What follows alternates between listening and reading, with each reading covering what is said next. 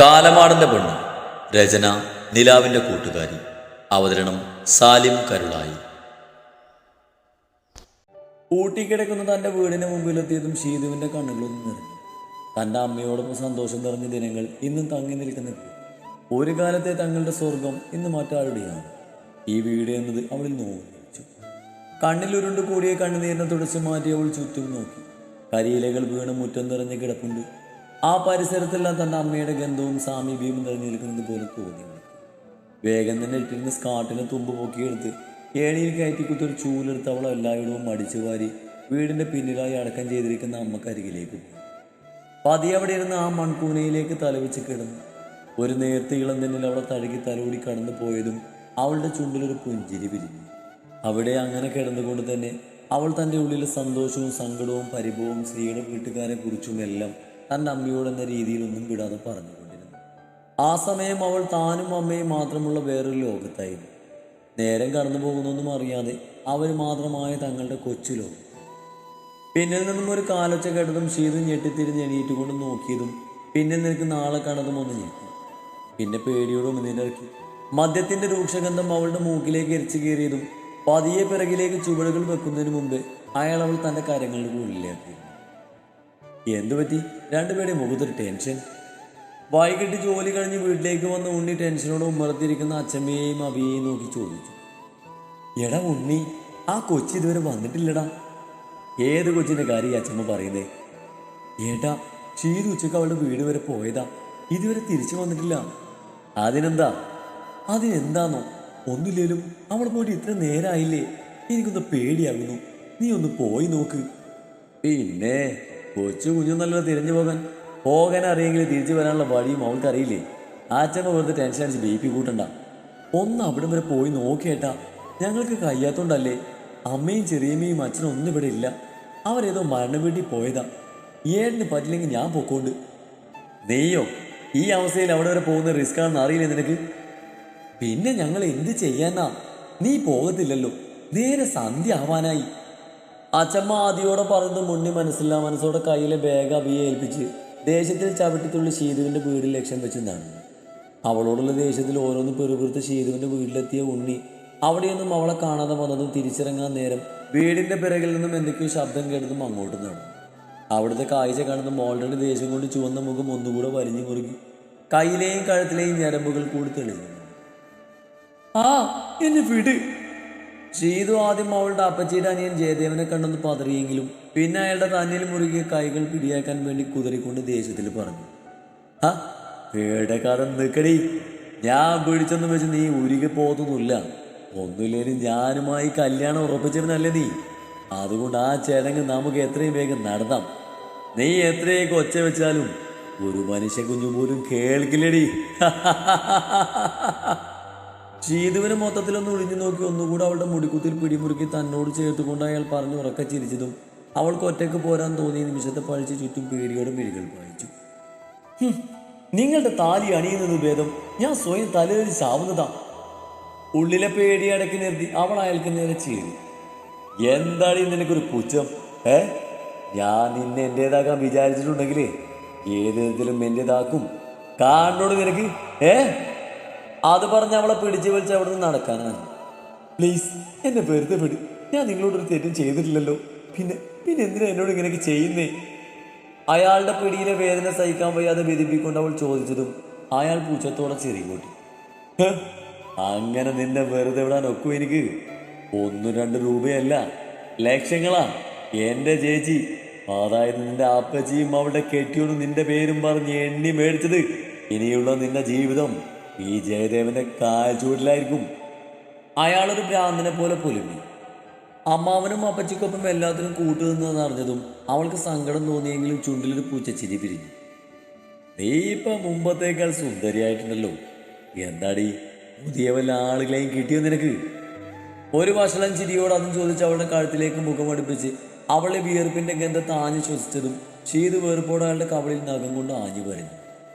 ആ നിന്നെ ഞാൻ ശരിയാക്കി തരാടി. നിനക്ക് എത്ര അഹങ്കാരോ?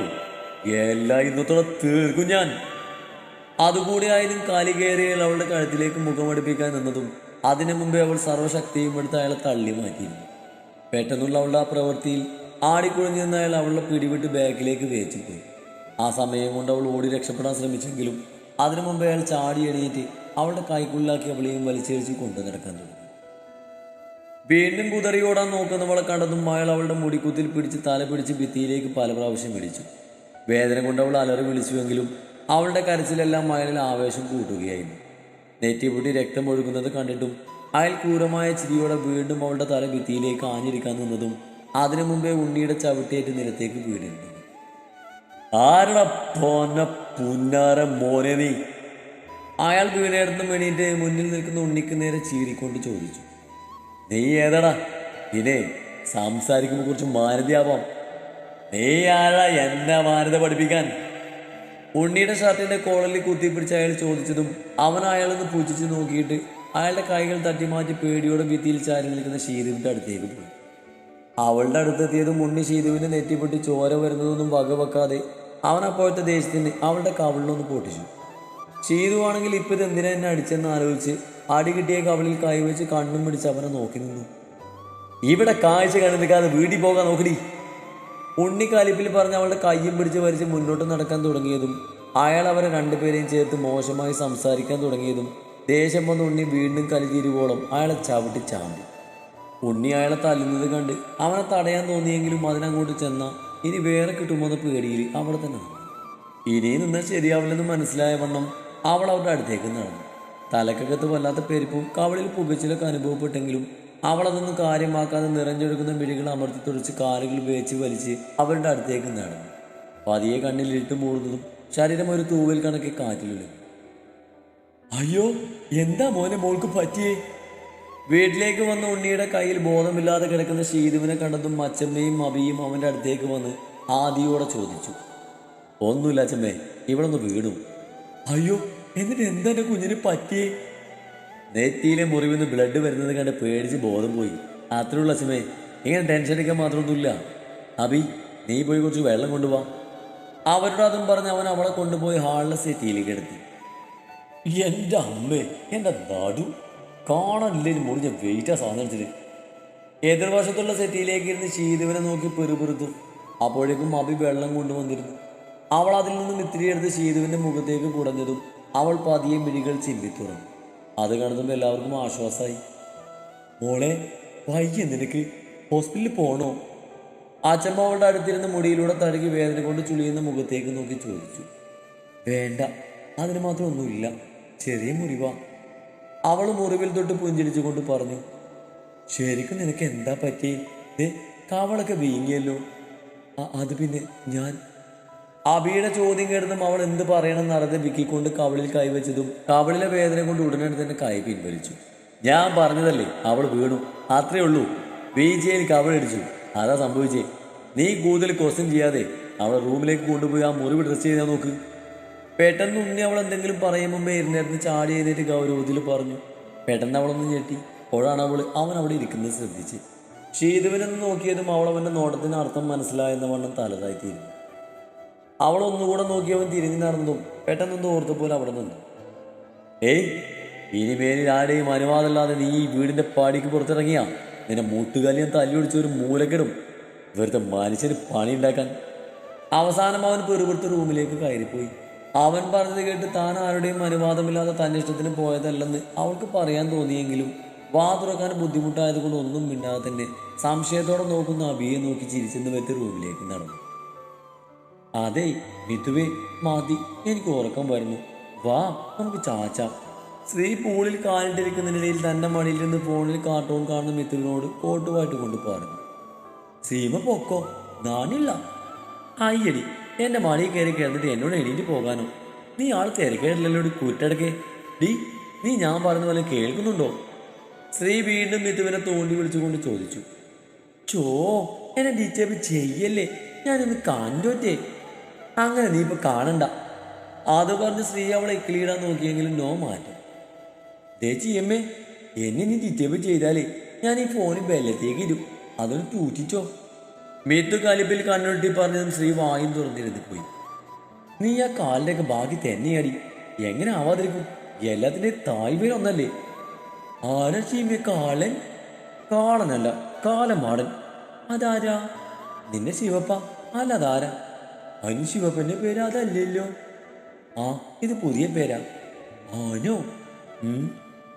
കുറച്ചു കഴിഞ്ഞതും മിത്തുവിന് ഉറക്കം വന്നതും അവൾ നീതുവിനോട് ശരത്തിനോട് ഗുഡ് നൈറ്റ് പറഞ്ഞിട്ട് വരാമെന്ന് പറഞ്ഞ് ഓടിപ്പോയതും ശ്രീ അവിടെ തന്നെ ഇരുന്നു. പെട്ടെന്ന് പിന്നിൽ നിന്നും കാൽ പെരുമാറ്റം കണ്ടതും ശ്രീ മിത്തുവാണെന്ന് കരുതി തിരിഞ്ഞു നോക്കും മുമ്പേ രണ്ട് ബലിഷ്ഠമായ കൈകൾ പിന്നിലൂടെ വന്ന് അവളുടെ വായും മൂക്കും പൊത്തിപ്പിടിച്ചു. ഒരു കൈ കൊണ്ട് അവളുടെ കഴുത്തും നെരിച്ചു. ശ്വാസം കിട്ടാതെ പിടയുന്ന സ്ത്രീയെ അയാൾ ഒരു തരം ഉന്മാദത്തോടെ നോക്കുന്നു. ഒരു കൈകളിൽ കിടന്ന് പിടയുന്നതിനോടൊപ്പം അവളുടെ കാല് തട്ടിയിടക്ക് അച്ഛനും മകളും വെള്ളമടിക്കാൻ വേണ്ടി പൂളിൻ്റെ അടുത്ത് സെറ്റ് ചെയ്ത് വെച്ചിരുന്ന കുഞ്ഞു ടേബിളിൽ ചേർന്ന് നിലത്തേക്ക് വീണു. ഇതേ സമയം ടെറസിൽ നിന്ന് ശ്യാമിൻ്റെയും അച്ഛൻ്റെയും കൂടെയുള്ള പതിവ് കലാപരിപാടി കഴിഞ്ഞ് റൂമിലേക്ക് പോകുന്ന ശരത്ത് എന്തൊക്കെയോ തട്ടിമറിയുന്ന ശബ്ദം കേട്ടതും ശബ്ദം കേട്ടിട്ടേക്കുന്നതാണ്. പൂളിൻ്റെ ഭാഗത്തേക്കുള്ള ഗ്ലാസ് ഡോർ തുറന്നു കിടക്കുന്നത് കണ്ടതും അവിടെ നിന്ന് വീണ്ടും ശബ്ദം കേൾക്കാൻ തുടങ്ങിയതും സംശയത്തോടെ പുരകം ചുളിച്ച് അങ്ങോട്ടും നടന്നു. ഡാ! ഏതോ ഒരു കറുത്ത രൂപത്തിന്റെ കയ്യിൽ കിടന്ന് പിടയുന്ന സ്ത്രീയെ കണ്ടതും ശരത്ത് ദേഷ്യത്തിൽ ഉറക്ക ആക്രോശിച്ച് കൂടുതൽ കയ്യിലുണ്ട് മുടക്കി കുത്തി അവിടേക്ക് ഓടി. ശരത്തിനെ കണ്ടതും വേഗം ആ രൂപം സ്ത്രീയെ പൂളിലേക്ക് തള്ളിയിട്ട് സെൻസൈഡ് വഴി രക്ഷപ്പെട്ടു പോയിരുന്നു.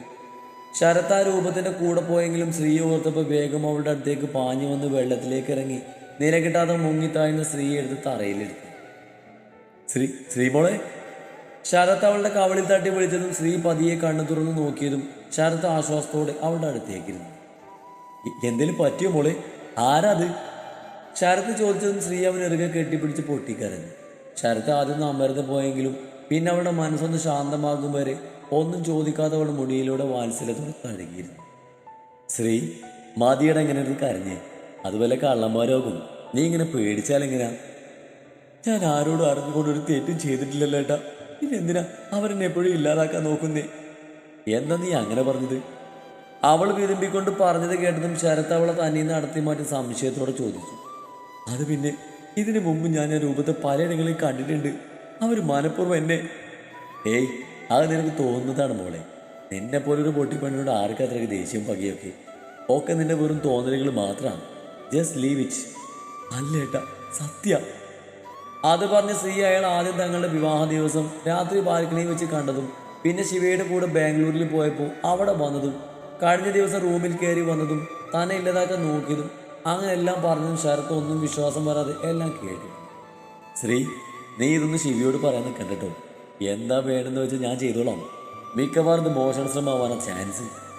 ശരത്ത് സ്ത്രീയെ ആശ്വസിപ്പിക്കാൻ വേണ്ടി പറഞ്ഞു. പിന്നെ ഈ പേടിച്ച് പിടിച്ച് കരഞ്ഞു വിളിക്കുന്ന ഈ പെൺകുട്ടിയെ എനിക്ക് വേണ്ട. ഞങ്ങൾ ആ പഴയ സ്ത്രീയെ മതി. ഞാൻ കരഞ്ഞൊന്നുമല്ല. ശരത്ത് പറഞ്ഞത് കേട്ട് സ്ത്രീ ചുണ്ടു കൂർപ്പിച്ചുകൊണ്ട് പറഞ്ഞു.